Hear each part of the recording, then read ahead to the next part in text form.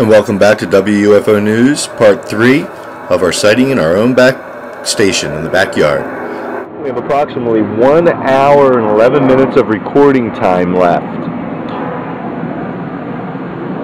Sorry about the planes, but I'm glad they are here because it actually gives a synopsis of what the planes look like at night and their different light patterns. By FCC rules, they have to have different patterns, and at least we are videotaping them. And as we spoke last week, it was about how to determine what is real and what is not. I'm glad we do have a lot of planes that are going in and out of here for you all. Most of them are all planes.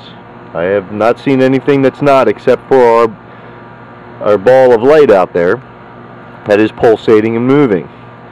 Everything else, from what I can see, is a plane to me, except for that one light. What do you all think? Please post a comment at your Facebook.com WUFO News, Twitter WUFO News.com, and if you have any videotape or if you have any real interactions, photographs, sightings that you wish to have a UFOologist get in touch with you, give us a call. The number is 302-757-0833. Or you can listen to Blog Talk Radio every Friday night at 11 p.m. And you can call in and you'll have a live interview with myself, Doug Kaufman. We do have guests on there. Eve sometimes comes on. And as we're observing the light in the sky, it just shocks me that how large this would really be. There's these planes are in the background, are enormous planes that are passenger planes. Talking 747s, if not larger. And they're still blinking out there, but they're not as near or far away as that light is. You're talking probably 100 miles away already. And they're not even a quarter of the way of the distance near it.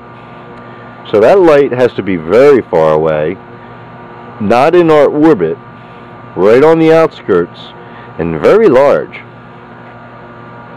There are a few other stars around here that I do question, but we won't go in that area. We'll just focus on this one topic. If you noticed in the very beginning, that light was approximately the beginning of the top of the screen. It's just below half of the screen now. Eventually, it just blows off the horizon, and you don't see it anymore. I'll stop videotaping, come back a couple hours later. It'll be approximately the same height, but further away. Very far away. And if you watch it, you can still see it moving. So it's something that's taking surveillances in coordinates, in grid fashion, it seems like. So that's concerning. What is it? What's it doing there? And we are reporting live in Maryland for WUFO News, right at the station's backyard. We have our own UFO. Is it explainable? At this point, no. I can't debunk it. I've never witnessed it. I do have another witness that witnessed the same light, stood behind me, and I interviewed her on live on WUFO News on our first session. And she had never witnessed it. And here it is live for you. Only on WUFO News is this sighting recurring on a regular basis. I hope you're enjoying this. I get excited every time I come and look at it. It's just there. Not much I can do. Not much we can do except look up and know that we're not alone, that we have to take a look around us. We have to improve our surroundings. We have to improve on what we're doing to each other. What are we going to do about this bloodshed? About these catastrophes? It's just time. It's time to wake up.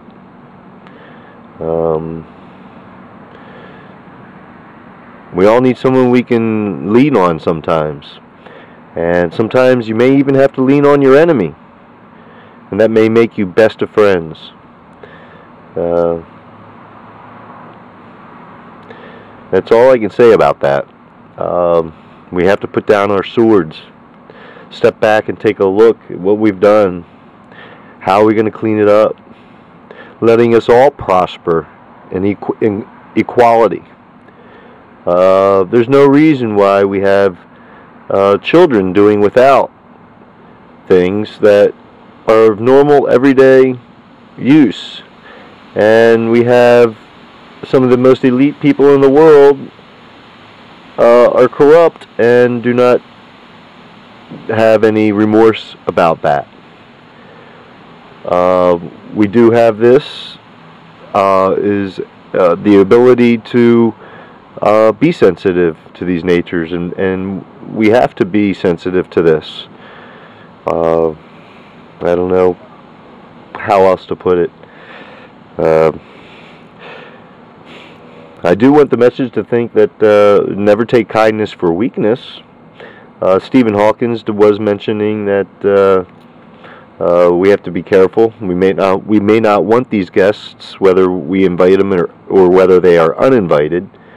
We have to have street smarts everywhere. I believe it's even acceptable to have street smarts in the celestial galaxy system. So that's not unreasonable. It's the method of how one's civilization finds its own place peacefully within the system of the galaxies. Who knows what is on their mind? If they're that far advanced, 1 billion years, I've heard, up to 1 billion years more advanced than we are. So that's a lot of years. So who knows what they're capable of? They may be on cruise control when they're in this area. So who knows? I think it's just pretty amazing. Kind of makes you think that Star Trek may be a possibility for all you Trekkies out there. That's a great thing. Love to be able to beam me up. So we're almost at the bottom of the screen. As you notice, it is moving at a rapid rate. It hasn't diminished in brightness. It's staying almost the same altitude. So it's just an odd moving of this light. Now, it's around the airport.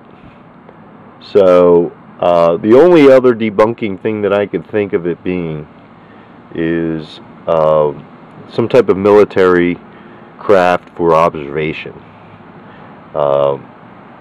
If that's the case, then it would not be publicized, and the sightings would, or the reports would go marked, but they don't know about it.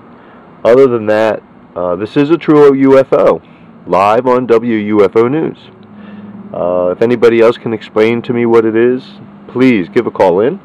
Leave a message on Facebook.com, Twitter.com, both ending in WUFO News. End of part 3.